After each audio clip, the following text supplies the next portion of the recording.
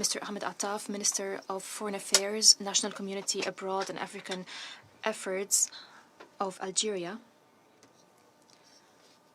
Your Excellencies Ministers, Your Excellencies Council Members, ladies and gentlemen, may the mercy of God be upon you. At the outset, I would like to express my deepest gratitude and appreciation to the Algerian Presidency for organizing this highly important meeting. This meeting reflects our collective commitment to address the phenomenon of terrorism, which constitutes a grave threat to international peace and security, especially in our African continent. We highly value the pioneering role of Algeria and the experience of Algeria in combating terrorism. It is an example to follow to confront extremism and violence. I would also like to express my deepest gratitude and appreciation to Ms. Amina Mohammed, Deputy Secretary General of the United Nations, and Mr. Bankole Adoye and Mr. Saïd Djinnit for their valuable briefings that set the scene for our discussion today. Terrorism in Africa is not merely a security threat. It is a highly complex phenomenon that affects the stability of our countries and the future of our peoples. But our continent is not standing idly by, is not silent. Africa today has been launching pioneering initiatives, has been putting forward creative solutions, and it is time for us to tell our story, to shed the light on our successes and experiences that have demonstrated the effectiveness of African solutions throughout the continent. 20 years ago, we established the AU Counterterrorism Center. It epitomizes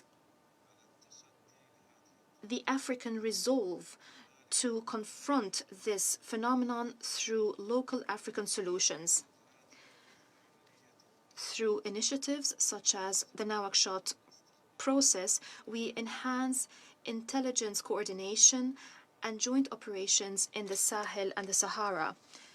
The Accra initiative has become an effective platform to address organized crime and to stop the spread of terrorism in West Africa. Mr. President, I would like to share with you the experience of my country, Somalia, that is on the front line to counter terrorism in the Horn of Africa. Over the past 2 years, the Somali government, in cooperation with our regional and international allies, has been able to recover vast swathes of territories where more than 3 million people live. These territories were under the control of the terrorist Al-Shabaab group and Daesh. They are two of the most dangerous terrorist groups in Africa. We adopted comprehensive strategies based on 3 main pillars: ideological measures, military operations, and drying up the sources of terrorism financing. At the financial level, we succeeded in closing more than 500 financial accounts that were used to finance terrorist activities inside and outside the country. All illegal checkpoints have been dismantled. Those checkpoints were used by Al-Shabaab to impose illegal taxes. Those responsible for collecting funds for Al-Shabaab have been arrested. The Somali Parliament has also enacted legislation to close any legal loopholes that are being used to support terrorist activities and to enhance transparency and accountability. These measures reflect the commitment of the Somali government to enhancing the rule of law and degrading the financial capabilities of extremist groups, and that contributes to restoring security and stability. At the ideological level,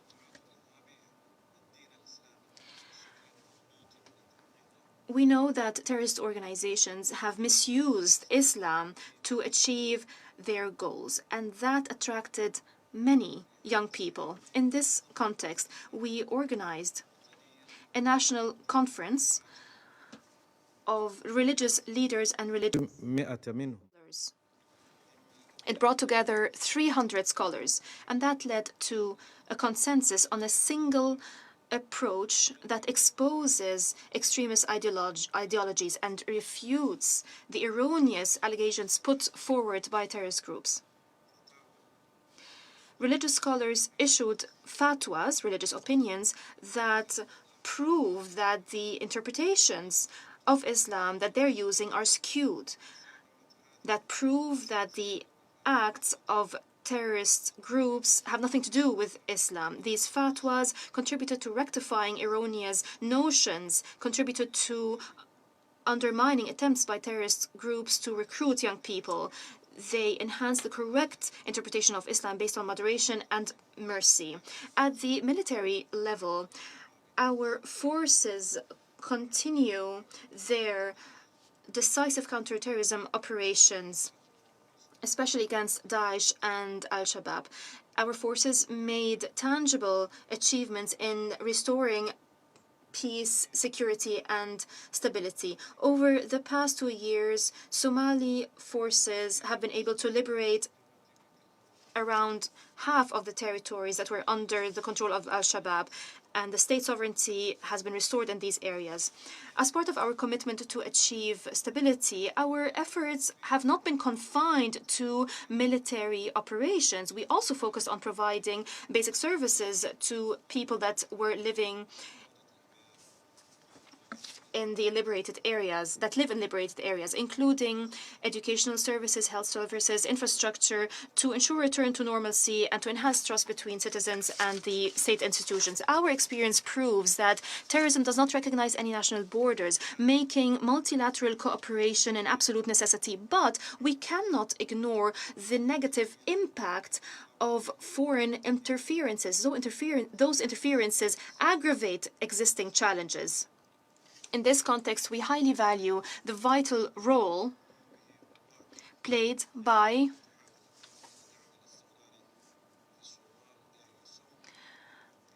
EUSOM to enhance stability and security.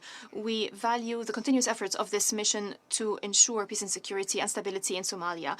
We are fully cognizant of the fact that military solutions alone are insufficient. We therefore call for adopting a comprehensive approach that addresses the root causes of terrorism through 3 pillars. First of all, linking development to security.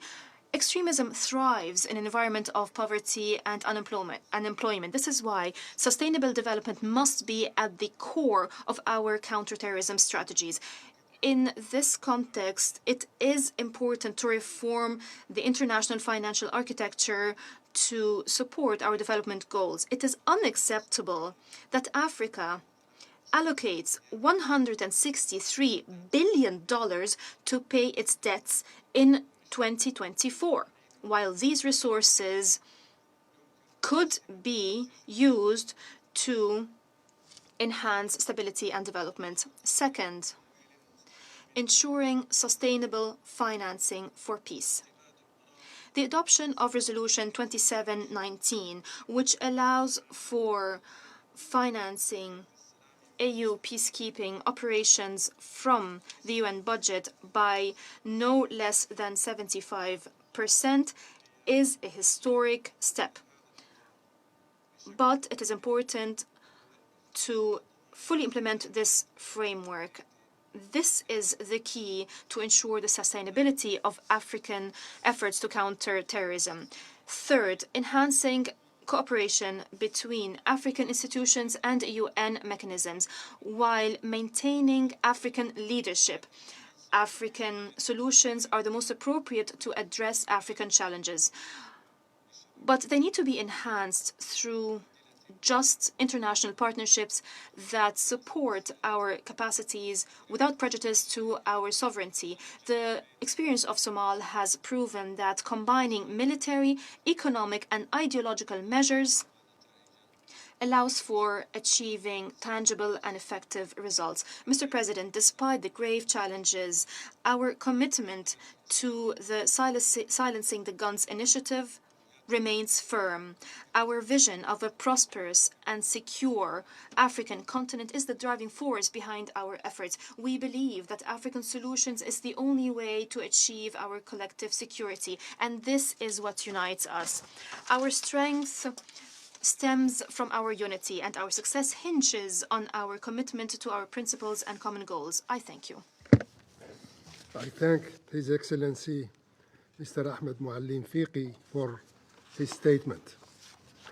And I now give the floor to His Excellency Mr. Carlos Ruiz Hernandez,